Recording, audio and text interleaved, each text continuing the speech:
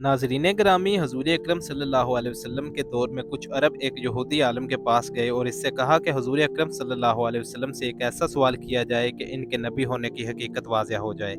इस जवाब में यहूदी आलम ने हजूर अकरम सल्लल्लाहु अलैहि वसल्लम से 3 सवाल पूछने का कहा, जिनमें से एक सवाल ये था कि असहाबे कहफ कौन थे।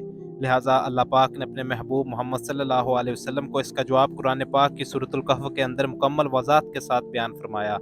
हज़रत ईसा अलैहिस्सलाम का दौर था जब अल्लाह पाक ने इनको आज के दौर के फ़लस्तीन के इलाके में लोगों को इस्लाम की तबलीग के लिए भेजा। ये इलाका इस वक्त रोमन एम्पायर में शुमार होता था और ये बुत परस्त लोग थे। यहाँ एक यहूदी बादशाह की हुक्मरानी थी जो रोमन हुकूमत के मातहत काम कर रहा था।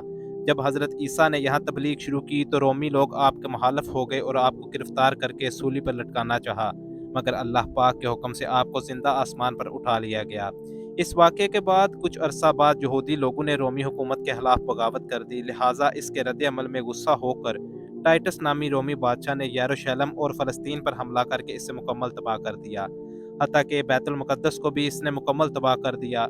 इस दौरान इसने 1.5 लाख यहूदियों को कत्ल कर दिया। जो बच्चे कुछ यहूदी रह गए वो जान बचाकर फ़लस्तीन से निकल गए और यूँ सिर्फ ईसाई लोग जो हज़रत ईसा अलैहिस्सलाम को मानने वाले थे, इनकी तालीमात के पैरोकार थे, सिर्फ वही फ़लस्तीन में मौजूद रह गए। दोस्तों, इस ज़माने में दकियानोस नाम के बादशाह की हुकूमत थी जो कि रोमी था और बुत परस्त था। लिहाजा इसकी हुकूमत में मौजूदा ईसाई लोगों पर इसने जुल्म सितम करना शुरू कर दिया। यहाँ तक कि हज़रत ईसा के मानने वालों या इनके चंद नौजवान हवारियों को एक रोज़ इसने अपने दरबार में बुला लिया और उनसे कहा कि मैं तुम्हें चंद रोज़ की मोहलत देता हूँ कि तुम अपने नए दीन यानी ईसाइयत से बाज आ जाओ, वरना मैं तुम्हें कत्ल करवा दूंगा। ईसा अलैहिस्सलाम के पैरोकार ये नौजवान लोग दरअसल असहाबे कहफ थे, जिनका जिक्र कुरान पाक की सूरतुल कहफ में मौजूद है। इन नौजवानों ने जब ये धमकी सुनी तो शदीद परेशान हो गए, क्योंकि वो इस बादशाह से लड़ने की हिम्मत नहीं रखते थे और ना ही इस शहर में रहकर ईसाई तालीमात जारी रख सकते थे, वरना दकियानोस बादशाह इनको कत्ल करवा देता। लिहाजा इन्होंने शहर से कहीं भाग जाने का फैसला किया और अल्लाह और उसकी ज़ात पर भरोसा करके शहर से निकल गए, ये सोचते हुए कि अब अल्लाह पाक ही हमारे लिए कोई फैसला करेगा, अब हमारे लिए कोई नया रास्ता बनाएगा। यहाँ तक कि वो एक पहाड़ की गार में जाकर छुप गए और वहीं उस गार में सो गए। यहाँ तक कि सोते सोते इन पर 300 साल का अरसा गुजर गया, यानी 300 बरस तक ये लोग इस गार में सोते रहे। दकियानूस ने जब इन लोगों को तलाश करवाया तो इससे मालूम हुआ ये लोग इस गार के अंदर मौजूद हैं, तो वो बेहद गैज़ो गज़ब का शिकार हो गया। लिहाजा इसने गुस्से में आकर हुक्म दिया कि गार को एक संगीन दीवार बनाकर बंद कर दिया जाए, ताकि ये लोग इसी गार में रहकर ही मर जाएं और कभी भी बाहर ना आ सकें। जबकि इसने जिस शख्स के ज़ुम्मे ये काम लगाया वो बहुत ही नेक और ईमानदार आदमी था। इसने असहाबे कहफ के नाम और इनकी तादाद और पूरा वाक़या एक तहती पर कुंदा करवा कर तांबे के संदूक में रख कर दीवार की बुनियादों में रख दिया और इसी तरह की एक और तहती शाही खजानों में भी रखवा दी। इस 300 साल के अरसे के दौरान दकियानूस बादशाह मर गया और कई बादशाह और कई हुकूमतें आईं और चली गई। यहाँ तक कि 300 ईस्वी में रोमन अम्पायर ने भी असायत अख्तियार कर ली। इस ज़माने के बाद यानी 446 ईस्वी में बदरोस नामी ईसाई बादशाह की हुकूमत आई, जो कि एक नेक दिल और इंसाफ पसंद बादशाह था और इसने 68 साल तक शानो शौकत से हुकूमत की। इसमें मजहबी फ़िरका परस्ती जब अरूज पर पहुंच चुकी थी और लोगों में मरने के बाद दोबारा जिंदा किए जाने और क़यामत का यकीन ख़त्म होता जा रहा था, तो अपनी कौम का ये हाल देखकर बदरूस नामी बादशाह इंतहाई रंजीदा हुआ और अपने मकान की तन्हाई में जाकर बंद हो गया। यहाँ वो अल्लाह की बारगाह में बेकरारी से दुआ करने लगा कि ए अल्लाह, कुछ ऐसी निशानी ज़ाहिर फरमा कि मेरी कौम के लोगों का ईमान फिर से ताज़ा हो जाए, इन्हें क़यामत का और मरने के बाद दोबारा ज़िंदा किए जाने का और एक खुदा के मौजूद होने का यकीन हो जाए। अल्लाह पाक ये दुआ कबूल फरमाई। लिहाजा एक रोज़ एक चरवाहा अपनी बकरियों को चराने के लिए इस गार के आसपास पहुंचा। ये वही गार थी जिसमें असहाबे कहफ मौजूद थे और इसमें सो रहे थे। इस चरवाहे ने चंद लोगों को साथ मिलकर इस दीवार को गिराया। इस दीवार को गिराते वक्त ही गिरने वालों पर ऐसी हबीयत और खौफ तारी हुआ कि सब घबरा कर वहां से भाग गए। यूं अल्लाह पाक के हुक्म से असहाबे कहफ अपनी नींद से बेदार हुए और एक दूसरे से सलाम कलाम में मशगूल हो गए। जब इन्हें भूख लगी तो अपने एक साथी जिसका नाम यमलीहा था, इससे कहा कि तुम बाजार जाकर खामोशी से खाना लेकर आओ और ये भी मालूम करना कि दकियानूस हम लोगों के बारे में क्या इरादा रखता है। جب غار سے نکل کر بازار پہنچا تو یہ دیکھ کر حیران رہ گئے کہ شہر میں ہر طرف اسلام کا چرچا اور بول بالا نظر آ رہا تھا، حتیٰ کہ لوگ اعلانیہ حضرت عیسیٰ علیہ السلام کا کلمہ پڑھ رہے تھے اور ان کی تعلیمات پر عمل بھی کر رہے تھے، حتیٰ کہ اس کو کوئی پہچاننے والا بھی نہ رہا تھا۔